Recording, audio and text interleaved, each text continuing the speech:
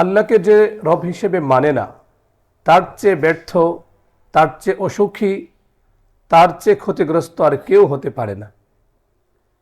একটা মানুষ যখন আল্লাহকে রব হিসেবে মানে, রব্বে করিমের দরবারে যখন সে নিজের সবটুকু আবেগ, ভালোবাসা, নিজের অসহায়ত্ব যখন সে পেশ করে, ওই মুহূর্তটাতে তার চেয়ে সুখী আর কেউ নেই।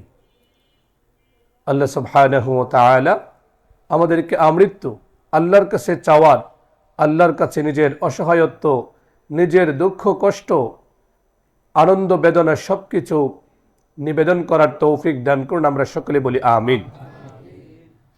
জন্মসূত্রে আল্লাহ রাব্বুল আলামিনের দয়ায় আমরা ইসলামের নিয়ামত পেয়েছি। মুসলিম মায়ের গর্ভে, মুসলিম পিতার ঔরসে, একটা সুন্দর ইসলামী পরিবেশে আমরা আছি। সেজন্যে অনেকের কাছে এটার মূল্যায়ন হয়তো বা ততটা মনে হয় না, মূল্যায়িত হয় না, কিন্তু আল্লাহ সুবহানাহু ওয়া তাআলার পক্ষ থেকে এটা অনেক বড় নিয়ামত। যে আল্লাহকে বিশ্বাস করে না সে কোথায় যাবে বলুন? যে আল্লাহ রাব্বুল আলামিনকে মানে না, তার দুঃখ কষ্ট, তার বেদনা, তার মনের অশান্তি দূর করার কোনো জায়গা নেই। একটা গল্প আপনাদের সঙ্গে শেয়ার করি। এই যে প্রতি জুমায় আমরা এই কথাগুলো বারবার আওড়াই, বারবার উচ্চারণ করি, এগুলো যে কত গুরুত্বপূর্ণ, এবং এই কথাগুলো যদি আল্লাহ রাব্বুল আলামিন আমাদের অন্তরে বদ্ধমূল করে এগুলোকে সঠিকভাবে উপলব্ধি করার তৌফিক দেন, তাহলে বোঝা যাবে আমাদের মানব জীবন, যাপিত জীবন অনেক সুখের হবে, অনেক আনন্দের হবে। পক্ষান্তরে যারা এগুলোকে বোঝে না, মানে না, এগুলো নিয়ে ভাবে না যে আল্লাহ আমার রব, তিনি সব কিছু করেন, তার নির্দেশনার বাইরে কিছুই হয় না, সব কিছু তারই কাছে পেশ করা উচিত, দুঃখ কষ্ট আনন্দ বেদনা সব তারই কাছে নিবেদন করা উচিত, এই বিষয়গুলো যারা করে না বা এই বিষয়গুলো যারা বোঝে না, তারা সত্যি অনেক ক্ষতিগ্রস্ত এবং অনেক বেদনায় ওরা থাকে। মুখে চেহারায় যতই প্রকাশ করুক, আল্লাহ সুবহানাহু ওয়া তাআলার কাছে যারা নিজেদেরকে পেশ করতে পারে না, তাদের চেয়ে অসুখী, তাদের চেয়ে কষ্টকর জীবন ধারণকারী আর কেউ নেই। একটা গল্প আপনাদের সঙ্গে শেয়ার করি। যারা এথিস্ট বা নাস্তিক, আল্লাহ আমাদেরকে হেফাজত করুন, আমরা সকলে বলি আমিন।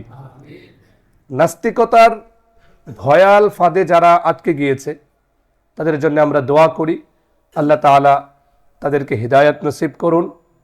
নাস্তিকতার মতো এই ভয়ঙ্কর ফাঁদ থেকে তাদের বের হওয়ার তৌফিক দান করুন, বলুন আমিন।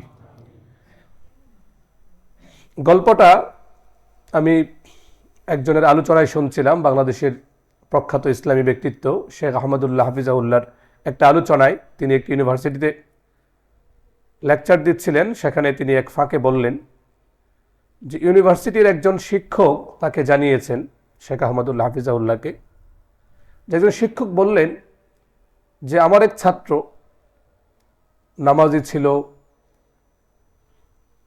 রোজা রাখত, আল্লাহর হুকুম বিধিবিধান পালন করত, হঠাৎ করে দেখি সে নামাজ ছেড়ে দিয়েছে। হঠাৎ করে তার চাল চলন সুবিধার মনে হলো না। একদিন আমি তাকে ডাকলাম, ওই ছাত্রকে ডাকলাম, যে বাবা কি হলো তোমার, হঠাৎ করে তোমাকে নামাজেও দেখি না। এরপরে আগে অনেক ইসলামী প্রোগ্রামে তোমাকে দেখতাম, সিরাত প্রোগ্রাম, মাহফিল, এগুলোতে দেখতাম, এখন কোনো কিছুতে তোমাকে দেখি না, কারণ কি? তখন ওই ছাত্র বলল যে আমি তো এগুলো ছেড়ে দিয়েছি, আমি তো নাস্তিক হয়ে গিয়েছি। বলুন নাউজুবিল্লাহ। কি ভয়ঙ্কর কথা! আল্লাহর জমিনে এর চেয়ে ভয়ঙ্কর কথা আর কিছুই হতে পারে না, যে আল্লাহর কোনো বান্দা এ কথা বলবে যে আমি নাস্তিক হয়ে গিয়েছি। আল্লাহ আমাদের সন্তানদেরকে হেফাজত করেন, আমাদের সকলকে আল্লাহ হেফাজত করেন, বলুন আমিন। অহংকার করার কিছু নেই। অন্তর কার হাতে? সবাই বলুন, অন্তর কার হাতে? তিনি যা ইচ্ছা তা করতে পারেন। আল্লাহ রাব্বুল আলামিনের কুদরতি হাতে, মানব জাতির সবার অন্তর তার হাতে। তিনি যাকে ইচ্ছা তাকে, যেদিকে ইচ্ছা সেদিকে ফিরিয়ে দেন। এজন্য খুব করে আল্লাহর কাছে কান্নাকাটি করা উচিত বারবার দোয়া পড়া উচিত, ইয়া মুকাল্লিবাল কুলুব সাব্বিত কলবি বা সাব্বিত কুলুবানা আলা দীনিক। রাসূলুল্লাহ সাল্লাল্লাহু আলাইহি ওয়াসাল্লাম বারবার এই দোয়া পড়তেন। তো যাক, ওই শিক্ষক খুব হতাশ হলেন, কষ্ট পেলেন, ছেলেটা হঠাৎ করে নাস্তিক হয়ে গেল। এবং দেখুন, এটা ওই সকল পরিবেশের জন্য এটা খুব স্বাভাবিক। আল্লাহ রাব্বুল আলামিন আমাদেরকে তৌফিক দিয়েছেন, আমরা মসজিদের পরিবেশে আছি, চাইলেই উলামায়ে কেরামের সান্নিধ্যে গমন করতে পারি। আলেমদের সান্নিধ্য এটা যে কত গুরুত্বপূর্ণ, বুজুর্গানে দিন, উলামায়ে উম্মতের সোহবত, সান্নিধ্য, তাদের সঙ্গে সুপরামর্শ করে চলতে পারা, এটা যে কত বড় গুরুত্বপূর্ণ নিয়ামত, এটা ভাষায় প্রকাশ করার মতো না। কিন্তু যারা ইউনিভার্সিটিগুলোতে পড়াশোনা করেন, তারা তাদের মধ্যে যারা দিনের উপর চলেন, তাদেরকে একটা লড়াই সংগ্রাম করতে হয়। সাধারণত দেখা যায় সেখানে নাস্তিকতার পথ উন্মুক্ত, সেখানে যা ইচ্ছা তা মনে আসলো তা করলো, এটার পথটাই তাদের জন্য এটা উন্মুক্ত। তো যাক, ওই ছেলেটা নাস্তিকতার পথ বেছে নিল, নামাজেও আসে না, এভাবেই চলছে তার সময়। অনেক দিন অতিবাহিত হলো। হঠাৎ করে ছেলেটাকে ওই শিক্ষক দেখলেন আবার সে নামাজে, আবার সে নামাজ শুরু করেছে, আবার সে দিনী কাজের সঙ্গে যুক্ত। তো ওই শিক্ষক প্রফেসর ওই ছাত্রকে আবার ডাকলেন যে, বাবা কি হলো, তুমি না বললে নাস্তিক হয়ে গিয়েছ, তুমি না বললে যে আল্লাহকে মানো না, এখন আবার নামাজ শুরু করলে? তখন সে যে জবাবগুলো দিয়েছিল, এগুলোর সাথে একটু আগে যে কথাগুলো আমরা বললাম, যে যার মালিক নেই, যে আল্লাহকে মানে না, তার চেয়ে অসুখী আর কেউ নেই। তখন ওই ছাত্র বলল যে, স্যার, আমি শয়তানের ধোঁকায় পড়ে আমি তো নাস্তিক হয়ে গিয়েছিলাম, কিন্তু এই নাস্তিকতার সময়গুলোতে আমার মনে এত দুঃখ, এত কষ্ট ছিল, অনেক ডিপ্রেশন ছিল, রাতের গভীরে এটা আমি কারো কাছে বলতে পারতাম না। আমি যেহেতু আল্লাহর কাছ থেকে সরে গিয়েছি, নাউজুবিল্লাহ, সেজন্য আমি আল্লাহকেও বলতে পারছিলাম না। হৃদয়ে এত অশান্তি, এত পেরেশানি, এত অস্থিরতা কাজ করত যে কারো কাছে এটা বলতে পারতাম না। তো এভাবে কয়েক মাস যাওয়ার পরে আমি অসহ্য যন্ত্রণায়, অস্থিরতায়, ডিপ্রেশনে আমি একবারে ছারখার হয়ে যাচ্ছিলাম, আমার জীবন শেষ হয়ে যাচ্ছিল। হঠাৎ করে অন্তরে আসলো যে না, আমাকে আমার আসল মালিকের দিকেই ফিরে যেতে হবে, তার কাছে আমার দুঃখ, কষ্ট, পেরেশানি এগুলো পেশ করতে হবে। তখন ওই ছাত্র বলল, বিশ্বাস করুন স্যার, এটা হঠাৎ করে মনে আসার পরে আমি আবার একদিন রাতের গভীরে পাক পবিত্র হলাম, তাহাজ্জুদের নামাজে দাঁড়ালাম, আবার ইস্তেগফার করে তওবা করে আল্লাহর দিকে ফিরে আসলাম। আলহামদুলিল্লাহ, ওই রাতে তাহাজ্জুদ পড়ার পরে 5 ওয়াক্ত নামাজ আমি শুরু করলাম। এখন আমার মনে কোনো অশান্তি নেই, আলহামদুলিল্লাহ। আমার যে ডিপ্রেশন ছিল, আমার যে অস্থিরতা ছিল, মনে যে বেদনা ছিল, যেটা আমি কারো কাছে বলতে পারতাম না। অনেক সময় এমন হয়, আমরা তো সবাই মানুষ হিসেবে আমাদের সমাজে বাঁচতে হয়। কখনো এমন কিছু কষ্ট আমাদের মনে থাকে যেটা কোনো বন্ধু বান্ধবকে বলা যায় না, ঠিক কিনা? যে কষ্টটা একদম কাছে, একসঙ্গে থাকছে, স্ত্রীর কাছেও বলা যায় না, ঠিক কিনা? অনেক সময় এমন হয়, সে কষ্টটা কেবল চোখের পানি ফেলে রব্বে করিমের কাছে, আল্লাহ সুবহানাহু ওয়া তাআলার কাছেই বলা যায়, আর কারো কাছে বলা যায় না। তো এই ছাত্র বলল, এরপর থেকে আমি প্রতিদিন তাহাজ্জুদের নামাজে এত প্রশান্তি পাচ্ছি, আল্লাহ সুবহানাহু ওয়া তাআলার কাছে চোখের পানি ফেলে দোয়া করছি, এবং নাস্তিকতা থেকে সম্পূর্ণ তওবা ইস্তেগফার করে আল্লাহর দিকে ফিরে এসেছি। এখন আলহামদুলিল্লাহ, আমার জীবন অনেক সুন্দর, অনেক আনন্দের, অনেক সুখের। আলহামদুলিল্লাহ, জীবনের যে মর্ম, জীবনের যে সুখ, এটা আমি খুঁজে পেয়েছি। বলুন আলহামদুলিল্লাহ। এজন্য দেখুন, ঈমান বিল গায়ব, আল্লাহর প্রতি ঈমান আনা, ইসলামকে দিন হিসেবে গ্রহণ করা, নবী মুহাম্মদ সাল্লাল্লাহু আলাইহি ওয়াসাল্লামের উম্মত হিসেবে নিজের জীবন পরিচালনা করা, এটা কেবল আপনাকে আখিরাতে উপকার বয়ে আনবে এমন না। আপনি আজ থেকে শুরু করুন, প্রতিজ্ঞা করুন দেখবেন দুনিয়াতে আল্লাহ রাব্বুল আলামিন এমন শান্তি দিচ্ছেন যে শান্তি আপনার এলোমেলো জীবনে কখনো আসেনি। বাহ্যত দেখা যাবে আপনার অনেক বিপদ আপদ, সংকট, কিন্তু এই সংকটের মধ্যে আল্লাহ আপনার অন্তরে এমন প্রশান্তি ঢেলে দিবেন যে আপনি কল্পনাও করতে পারবেন না।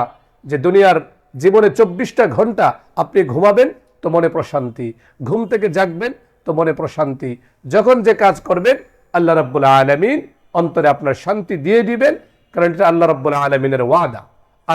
আর আল্লাহর ওয়াদা কখনো তিনি প্রতিশ্রুতির ব্যতিক্রম করেন? আল্লাহর ওয়াদাকে তিনি কখনো ব্যতিক্রম করেন না। এজন্য আসুন বছরের শুরু আমরা রব্বে করিমের কাছে ফিরে যাই, সবকিছু আল্লাহ রাব্বুল আলামিনের কাছেই নিবেদন করি, ধীরে ধীরে জীবনে পরিবর্তন আনি। হঠাৎ করে তো জীবন পরিবর্তন করা যায় না, ধীরে ধীরে জীবনে যেন পরিবর্তন আসে। অনেকের নামাজে সমস্যা, নামাজটা 5 ওয়াক্ত জামাতের সঙ্গে পড়ার চেষ্টা করি। আবার অনেকের কোরআন তেলাওয়াতের সমস্যা, বিশুদ্ধ কোরআন তেলাওয়াত হয়নি। বিশুদ্ধ কোরআন তেলাওয়াত শিখে আমরা সবাই আল্লাহর দিকে ফিরে যাই, জীবনের সার্থকতা আমরা খুঁজে পাবো ইনশাআল্লাহ। বিশেষ করে যুবক ভাইয়েরা যাদের জীবন শুরু হচ্ছে, কেরিয়ার শুরু করছি, অবশ্যই সবার আগে আমরা নামাজকে প্রাধান্য দিব, সবার আগে আমরা আল্লাহর হুকুমকে প্রাধান্য দিব। দুনিয়াতে আল্লাহ এত সুখের জীবন দিবেন যেটা লক্ষ কোটি টাকা স্যালারি যারা পায় কিন্তু আল্লাহকে মানে না বা আল্লাহর হুকুম পালন করে না, তারা সেটা পাবে না। কিন্তু আপনি প্রতিজ্ঞা করুন, আমরা সবাই প্রতিজ্ঞা করি যে সবার আগে আমি আল্লাহর হুকুমকে ফলো করব। দুনিয়াতে যখন যেখানেই থাকবো, যে আমার মালিক আমার আল্লাহ জাল্লা জালালুহু আম্মা নওয়ালুহু আমাকে যে হুকুম করছেন, আমাকে যে আদেশ করছেন, সবার আগে আল্লাহর আদেশকে আমরা পালন করব। রাজি আছেন ইনশাআল্লাহ? জীবনে আল্লাহ প্রশান্তি দিবেন, এটা আল্লাহর ওয়াদা। আলা বিযিকরিল্লাহি তাতমাইন্নুল কুলুব। আল্লাহর জিকির, আল্লাহর আনুগত্য, আল্লাহর স্মরণের মধ্যেই আল্লাহ রাব্বুল আলামিন প্রশান্তি রেখেছেন। এটা যত দ্রুত আমরা বুঝবো, জীবনের প্রশান্তি আমরা খুঁজে পাবো। আল্লাহ তৌফিক দান করুন, বলুন আমিন। মোহতারাম হাজিরিন, সময়ের ধারাবাহিকতায় আজ হলো 26শে রজব। তাহলে রমজানুল মুবারকের আর কতদিন বাকি আছে? ওইদিকে 29 বা 30 দিন, আর এই রজব মাসের আর কয়দিন বাকি আছে? 4 দিন বা 3 দিন। তাহলে ওই মাসের যদি আমরা ধরি 29 দিন আর এই মাসের যদি 3 দিন, তাহলে কয়দিন বাকি আছে? আর 32 দিন। তো আল্লাহ রাব্বুল আলামিনের কাছে আমরা দোয়া করি আল্লাহ তাআলা যেন আমাদের হায়াতে বরকত দান করেন, আমরা সকলে বলি আমিন। এবং আল্লাহ রাব্বুল আলামিন যেন দয়া করে আমাদেরকে রমাদানুল মুবারক 1447 হিজরির রমজানুল মুবারকে যেন আমরা পৌঁছতে পারি, আল্লাহ তৌফিক দান করুন, বলুন আমিন। তো প্রত্যেক বছর রজব মাসের শেষ দিকে একটা বিষয়ে আমাদের মসজিদের মেম্বারগুলোতে আলোচনা হয়, সেটা হচ্ছে ইসরা ও মেয়ারাজ। ইসরা ও মেয়ারাজ।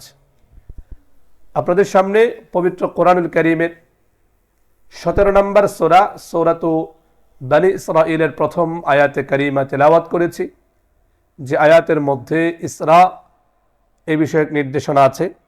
এরপরে জামে তিরমিজির 3462 নম্বর হাদিস শরীফ আপনাদের সামনে পাঠ করেছি। এই হাদিসের মধ্যেও মেয়ারাজ সংক্রান্ত একটি বিষয়ের আলোচনা করা হয়েছে। আমরা সংক্ষেপে মেয়ারাজ নিয়ে কিছু কথা, ইসরা এবং মেয়ারাজ নিয়ে কিছু কথা আপনাদের সামনে উপস্থাপনের প্রয়াস পাব ইনশাআল্লাহুল আজিজ। মনোযোগ সহকারে আমরা শুনি। প্রথম কথা হলো, ইসরা ও মেয়ারাজ বিষয়টা আসলে কি? ইসরা ও মেয়ারাজ বিষয়টা আসলে কি? ইসরা আরবি শব্দ, মেয়ারাজও আরবি শব্দ। ইসরা শব্দের শাব্দিক অর্থ হলো রাত্রিকালীন ভ্রমণ। রাতের বেলায় ভ্রমণ করাকে আরবি ভাষায় ইসরা বলে। পরিভাষায় ইসরা হলো মক্কাতুল মুকাররমা যে মসজিদে হারাম, মসজিদে হারাম থেকে বোরাক যুগে একটা স্বর্গীয় প্রাণী, বোরাক যুগে মক্কাতুল মুকাররমা মসজিদে হারাম থেকে বাইতুল মাকদিস, বর্তমান যে ফিলিস্তিন, সেই বাইতুল মাকদিস পর্যন্ত নবীজি সাল্লাল্লাহু আলাইহি ওয়াসাল্লামের ভ্রমণের অংশটুকুকে পরিভাষায় ইসরা বলা হয়, যেটা রাতের একটা অংশে সংগঠিত হয়েছিল, এজন্য সেটাকে ইসরা বলা হয়। আর মেয়ারাজের শাব্দিক অর্থ হচ্ছে সিঁড়ি। মেয়ারাজের শাব্দিক অর্থ হচ্ছে সিঁড়ি। পরিভাষায় মেয়ারাজ হলো বাইতুল মুকাদ্দাস থেকে নিয়ে ঊর্ধ্ব জগতের আল্লাহর হুকুমে নবীজি সাল্লাল্লাহু আলাইহি ওয়াসাল্লামের যে ভ্রমণটা হয়েছিল, আল্লাহ সুবহানাহু ওয়া তাআলার কাছে গিয়েছিলেন এবং আলমে মালাকুত আল্লাহ রাব্বুল আলামিনের ঊর্ধ্ব জগতের যে বিষয়াবলী তিনি দেখেছিলেন, এই যে সফর, এটাকে বলা হয় মেয়ারাজ। তাহলে ইসরা মানে হচ্ছে নবীজি সাল্লাল্লাহু আলাইহি ওয়াসাল্লামের মসজিদে হারাম থেকে নিয়ে মসজিদে আকসা এই রাত্রিকালীন যে সফরটা, সেটাকে বলা হয় ইসরা। আর মেয়ারাজ হলো সেই মসজিদে আকসা থেকে নিয়ে ঊর্ধ্ব জগতের যে সফরটা, সেটাকে বলা হয় মেয়ারাজ। একটা বিষয় অন্তরে বদ্ধমূল রাখতে হবে, আমাদের কাছে সবার আগে হচ্ছে কোরআন ও সুন্নাহ। কোরআন এবং সুন্নাহ কোনো বিষয়কে যদি সাপোর্ট করে, আমরা সেটাকে সাপোর্ট করব। সেটা আমাদের বুঝে আসলেও সাপোর্ট করব, বুঝে না আসলেও সাপোর্ট করব। পক্ষান্তরে কোনো বিষয় যদি কোরআন এবং সুন্নাহর বিপরীতে হয়, কোরআন বলেছে একটা, এর বিপরীতে অন্য কেউ কোনো কথা বলে, মানে কোরআনের সঙ্গে যেটা সাংঘর্ষিক, সেটাকে কি আমরা মানব? মানব না। নবীজি সাল্লাল্লাহু আলাইহি ওয়াসাল্লাম আমাদের জন্য কোরআন এবং সুন্নাহ রেখে গিয়েছেন। এখন কোরআন সুন্নাহর কোনো বিষয় যদি সায়েন্স বা বিজ্ঞানের সঙ্গে সাংঘর্ষিক হয়, তাহলে আমরা কোনটাকে মানব? কোরআন এবং সুন্নাহর কথাটাকে আমরা মানব। কথাটার জন্য বললাম, পৃথিবীতে আগেও ছিল, এখনো আছে, অনেকেই এই মেয়ারাজকে অস্বীকার করতে চায়। বলুন নাউজুবিল্লাহ। মেয়ারাজকে অস্বীকার করার কোনো সুযোগ নেই। তো যারা এটাকে অস্বীকার করতে চায়, তারা যুক্তিকে কাজে লাগাতে চায়। তারা বলে যে বিজ্ঞান তো এটাকে সমর্থন করে না, এত অল্প সময়ের মধ্যে মসজিদে হারাম থেকে মসজিদে আকসায় চলে যাবে, আবার সেখান থেকে তো উপরে চলে যাবে, এটা যুক্তির কাছে গ্র্যান্টেড না, অতএব আমরা সেটা মানি না। বলুন নাউজুবিল্লাহ। আমরা বলি বিজ্ঞানের সেই অংশটুকুকে আমরা বিশ্বাস করি, মানি, যেটাকে কোরআন এবং সুন্নাহ মানে কোরআন এবং সুন্নাহ দ্বারা সমর্থিত।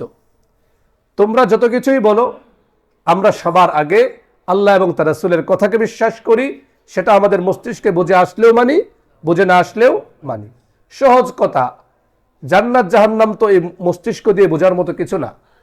আমরা রাসূলুল্লাহ সাল্লাল্লাহু আলাইহি সাল্লামের বাণী শুনেছি, সরাসরি তো তার জবান থেকে আমরা শুনতে পারিনি, যুগ পরম্পরায়, প্রজন্ম পরম্পরায় আমরা শুনেছি, কোরআনে পড়েছি, বাস সেটা আমরা মেনে নিয়েছি।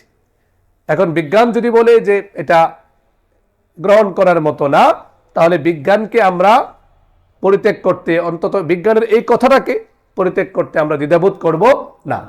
সার কথা হলো, কোরআন এবং সুন্নাহ দ্বারা সমর্থিত ইসরা মেয়ারাজ, আল্লাহ রাসূল সাল্লাল্লাহু আলাইহি ওয়াসাল্লাম মেয়ারাজে গিয়েছিলেন, এটা কোরআন এবং সুন্নাহ সমর্থিত, বাস সেটাকে আমাদের মেনে নিতে হবে। বুঝে আসলেও মানতে হবে, বুঝে না আসলেও মানতে হবে। আল্লাহ রাসূল সাল্লাল্লাহু আলাইহি ওয়াসাল্লাম মেয়ারাজে গিয়েছিলেন। কবে গিয়েছিলেন? মেয়ারাজের বছর, মাস এবং দিন, এগুলো নিয়ে যথেষ্ট ইখতিলাফ বা মতানৈক্য আছে।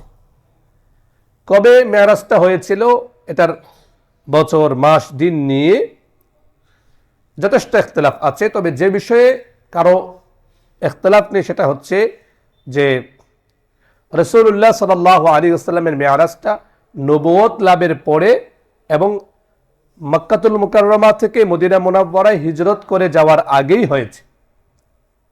মক্কাতুল মুকাররমা থেকে মদিনা মুনাওয়ারায় হিজরত করে যাওয়ার আগে হয়েছে এবং নবুয়ত লাভের পরে হয়েছে, এই হচ্ছে সবাই একমত। আর সর্বাধিক গ্রহণযোগ্য মত হলো যে হিজরতটা যে বছর হয়েছিল, হিজরতের 1 বছর আগে মেয়ারাজ সংগঠিত হয়েছে। তারিখ কবে ছিল, এ নিয়ে কয়েকটা মত পাওয়া যায়। কেউ বলেছেন 17ই রজব, কেউ বলেছেন 27শে রজব, আবার কেউ বলেছেন 12, 13, 27 রবিউল আউয়াল। তার মানে নির্দিষ্ট দিন, তারিখ, মাসের ব্যাপারে যথেষ্ট পরিমাণ ইখতিলাফ রয়েছে, কিন্তু মেয়ারাজ হয়েছে এটা সুনিশ্চিত, এবং নবুয়ত লাভের পরে হিজরতের আগেও হয়েছে এটাও সুনিশ্চিত, এবং অধিকাংশের মত হচ্ছে নবীজি সাল্লাল্লাহু আলাইহি ওয়াসাল্লাম মক্কাতুল মুকাররমা থেকে মদিনা মুনাওয়ারায়, মদিনা তৈয়বায় হিজরত করে যাওয়ার আগের বছর হয়েছে, 1 বছর আগে হয়েছে, এটা অধিকাংশের অভিমত। এই হচ্ছে মেয়ারাজ কবে হয়েছিল। এরপরে আমরা যদি কোরআনের ভাষায় মেয়ারাজ সম্পর্কে জানি, কোরআনে স্পষ্ট করে ইসরার বিষয় পাওয়া যায়। ইসরা রাত্রিকালীন যে ভ্রমণ, যেটা মক্কাতুল মুকাররমা থেকে মসজিদে আকসা ফিলিস্তিন ওই অংশটাই তিনি গিয়েছিলেন। এটা আল্লাহ রাব্বুল আলামিন সূরাতু বনি ইসরাঈল, যার আরেক নাম হচ্ছে সূরাতু আল ইসরা, এর প্রথম আয়াতে রাব্বুল আলামিন বলেন, সুবহানাল্লাযী আসরা বিআবদিহি লাইলাম মিনাল মাসজিদিল হারাম ইলাল মাসজিদিল আকসা আল্লাযী বারাকনা হাওলাহু লিনুরিয়াহু মিন আয়াতিনা ইন্নাহু হুয়াস সামিউল বাসীর। আল্লাহ রাব্বুল আলামিন বলেন, সুমহান সেই সত্তা, পুত পবিত্র সেই সত্তা, যিনি তার বান্দা এবং রাসূল মুহাম্মদ সাল্লাল্লাহু আলাইহি ওয়াসাল্লামকে মসজিদে হারাম থেকে মসজিদে আকসা বাইতুল মুকাদ্দাস পর্যন্ত নিয়ে গিয়েছেন রাতের বেলায়।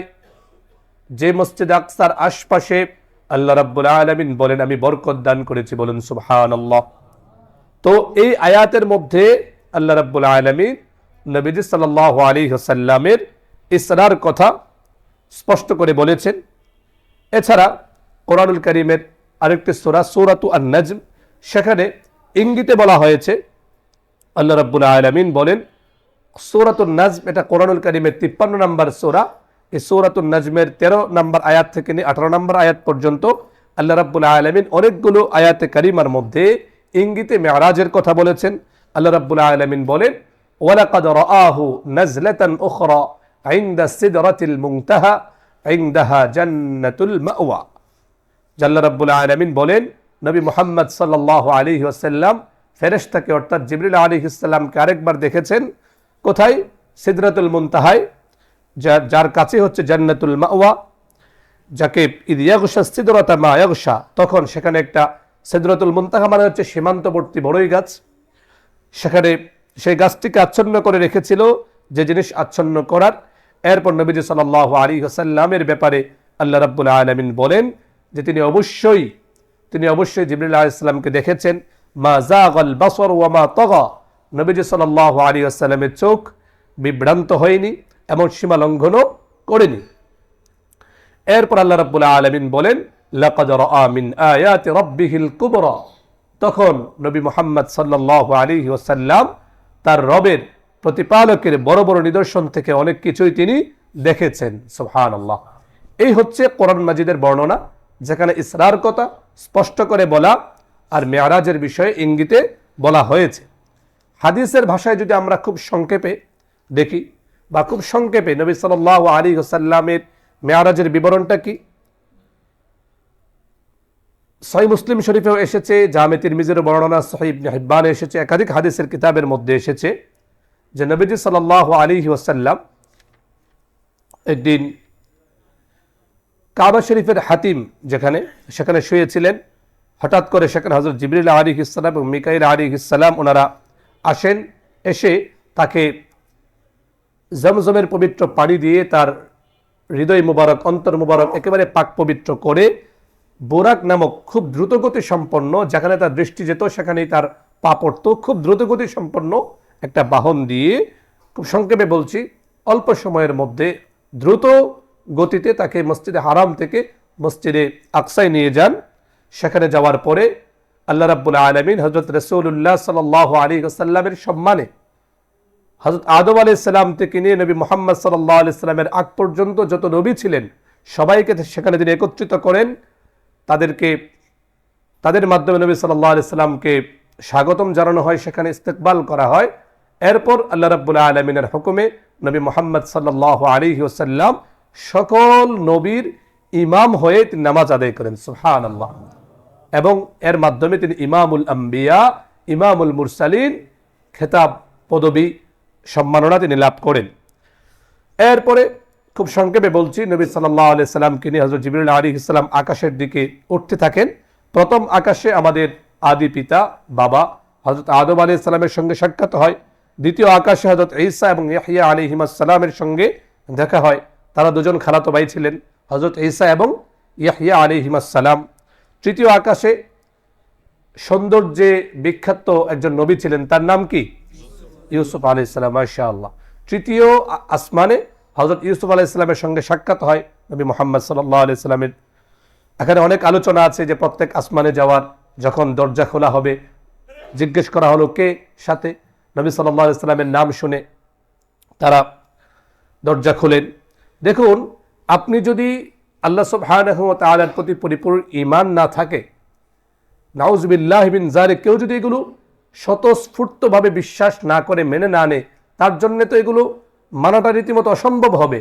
যে মুহূর্তের মধ্যে কিভাবে আসমানে চলে যাচ্ছে, কিভাবে এক আসমান, একটু আগেই সবাই কোথায় ছিলেন? মসজিদে আকসায় ছিলেন, আবার এরপর সেখান থেকে আসমানের দিকে। এগুলো আপনার আমার মস্তিষ্কে অসম্ভব মনে হতে পারে, কারণ আমাদের সামর্থ্য শক্তি একেবারে সীমিত। কিন্তু আল্লাহ রাব্বুল আলামিনের ক্ষমতার কাছে এগুলো কোনো অসম্ভবের বিষয়, অসম্ভব না। এজন্য আল্লাহ রাব্বুল আলামিনের অবস্থান, তার শক্তি, তার কুদরত সম্পর্কে যে ধারণা নেই, যারা আল্লাহকে মানে না সহজ কথায়, তাদের কাছে এগুলো অসম্ভব মনে হতে পারে। আল্লাহ রাব্বুল আলামিন নবী মুহাম্মদ সাল্লাল্লাহু আলাইহি সাল্লামের সম্মানে আম্বিয়া কেরামকে দুনিয়াতে এনেছিলেন, আবার প্রত্যেককে আপন আপন জায়গায় নিয়ে গিয়েছেন। প্রথম আসমান হযরত আদম আলাইহিস সালাম, দ্বিতীয় আসমানে হযরত ঈসা এবং ইয়াহইয়া আলাইহিস সালাম, তৃতীয় আসমানে হযরত ইউসুফ আলা নবিয়িনা ওয়া আলাইহিস সালাতু ওয়াস সালামের সঙ্গে সাক্ষাৎ হলো। চতুর্থ আসমানে হযরত ইদ্রিস আলাইহিস সালামের সঙ্গে, পঞ্চম আসমানে আকাশে হযরত হারুন আলাইহিস সালামের সঙ্গে, ষষ্ঠ আকাশে হযরত মুসা আলাইহিস সালামের সঙ্গে, এবং সপ্তম আকাশে হযরত ইব্রাহিম আলাইহিস সালামের সঙ্গে সাক্ষাৎ হয়। এরপর তিনি সিদরাতুল মুনতাহায় গমন করেন, পথে হাউজে কাউসার অতিক্রম করেন। সেখানে আল্লাহ রাব্বুল আলামিনের কুদরতের বিস্ময়কর দৃশ্য অবলোকন করেন, যা বর্ণনাতীত। কোনো ভাষা নেই, যেগুলো বর্ণনা করার মতো কোনো ভাষা মানব জাতির নেই। এরপর তিনি জাহান্নাম দেখেন।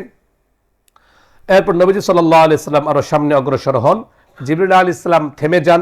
নবী সাল্লাল্লাহু আলাইহি সাল্লাম এ সময় বিশুদ্ধ মত হচ্ছে আল্লাহ রাব্বুল আলামিনকে তিনি সচক্ষে দেখতে পান। বলুন সুবহানাল্লাহ। এ সময় তিনি সিজদায় পড়ে যান, আল্লাহ রাব্বুল আলামিনের সঙ্গে কথা বলার সৌভাগ্য অর্জন করেন। আল্লাহ রাব্বুল আলামিন তখন এই উম্মতের জন্য 50 ওয়াক্ত নামাজকে ফরজ করে দিয়েছিলেন। বলুন সুবহানাল্লাহ। এরপরে গল্প তো আপনারা সবাই জানেন না? হযরত মুসা আলাইহিস সালামের সঙ্গে সাক্ষাৎ। তিনি বললেন, আরে 50 ওয়াক্ত নামাজ তো আপনার উম্মত পড়বেন, আপনি আরো কমায় নিয়ে আসেন। এভাবে 9 বারে 5 ওয়াক্ত কমাতে কমাতে কত করেন? 45। 5 নং 45। সর্বশেষ যখন 5 ওয়াক্তে আসেন, তখন মুসা আলাইহিস সালাম বলেন, আপনার উম্মত পারবে না, যান আরো কমায় নিয়ে আসেন। তখন তিনি বলেছিলেন যে আমার লজ্জা হয়, আর কত যাব, বারবার যেতে আমার লজ্জা হয়। তখন আল্লাহ রাব্বুল আলামিন বলেছিলেন, নবী আপনি চিন্তা করবেন না, 50 ওয়াক্তের নামাজ আমি দিয়েছিলাম, কিন্তু আপনার উম্মত যদি 5 ওয়াক্ত নামাজ যথার্থভাবে আদায় করে, আমি তাহলে তাকে ওই 50 ওয়াক্ত নামাজের সওয়াবই তাকে দান করবে। বলুন সুবহানাল্লাহ। খুব সংক্ষেপে বললাম। এরপর নবীজি সাল্লাল্লাহু আলাইহি সাল্লাম মক্কায় ফিরে আসেন। মক্কায় ফিরে আসার পরে যখন তিনি সংবাদ দেন, কাফেররা রীতিমতো হাততালি দেওয়া শুরু করলো, পাগল বলা শুরু করলো, কারণ ওরা তো ওদের যুক্তিতে ধরছিল না। তো তখন হযরত আবু বকর সিদ্দিক রাদিয়াল্লাহু আনহুর কাছে তারা দৌড়ে গেল, কাফেররা গিয়ে বলল, আবু বকর, যদি তোমাকে বলা হয় এক রাতে একজন লোক মক্কাতুল মুকাররমা থেকে ফিলিস্তিন চলে গিয়েছে, আবার সেখান থেকে আসমানে চলে গিয়েছে, তুমি কি সেটা বিশ্বাস করবে? তিনি বলে, না, এটা তুমি বিশ্বাস করতে পারি না, এটা কিভাবে বিশ্বাস করব?